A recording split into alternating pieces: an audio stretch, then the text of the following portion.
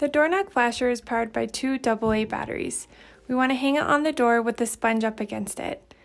Also, we want to make sure that this is always in the on position, so whenever someone knocks, it will light up and let the person know that they are there.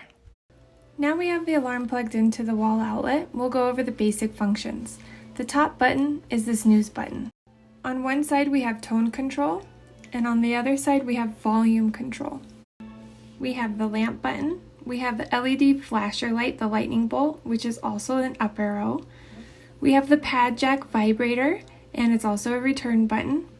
We have the sound button, and it's down, and also a down arrow.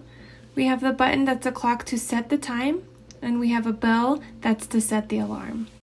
In the back, we have the outlet for the lamp. We have the outlet for the phone outlet, the outlet for the pad shaker, and we have the ring tone 1, 2, or 3, and you can change the contrast here for the alarm display to high or low.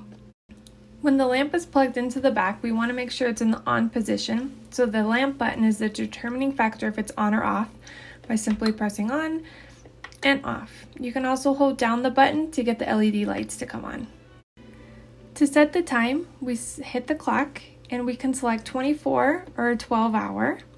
We'll do 24 and select the clock again.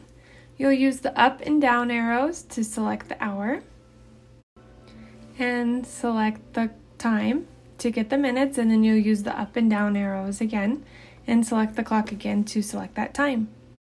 To set the alarm, we'll hit the bell and we can see we're on alarm number 1. We hit the alarm again and we want this one to be on or off. We're going to have this one be on. So we'll hit the bell again, and now we can select our time by going up and down with the arrows. And select the bell to go to the minutes, and select the bell again. We want this alarm to be on, and then we can select which pattern we want. There's 3 patterns, so we'll go 1, 2, or 3. We're going to select pattern 1. And just make sure it's in the on position and select the clock again. So now we know that the alarm is on because this is slightly blue, and up at the top, this is red as well.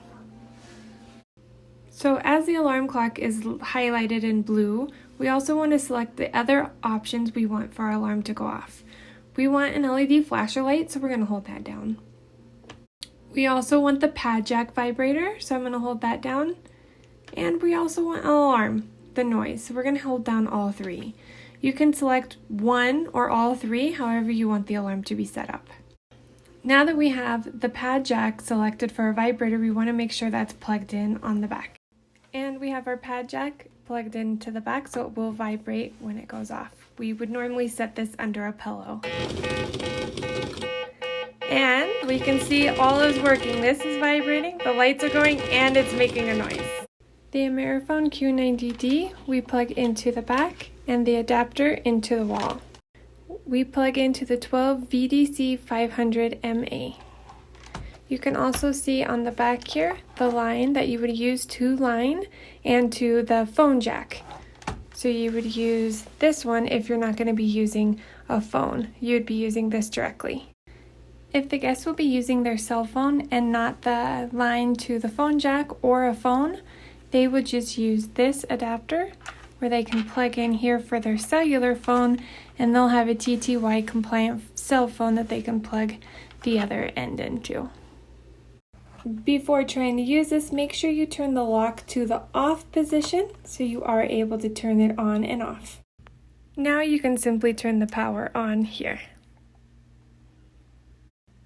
Please note you will have to call a TTY line, and that to an operator, you will need to call 711 for this to connect to the phone. You can't just dial directly to the line. And how you would dial would hit the F1 button. You would type in the phone number, or you can make a directory if the guest wanted to add in names specifically so they didn't have to type in the number each time. You also have the option to redial, to backspace, and other functions to make the call. The clear sounds is to help boost the sound on the phone. You take the white cord that comes in the case and plug it into the base and to the base of the phone. And where the cord comes out the side of the phone, you plug that into the handset here. On the back, you will have to pick the dial. 4 is basic for all phones, but it doesn't always work, so you will have to try each dial that will work for the phone.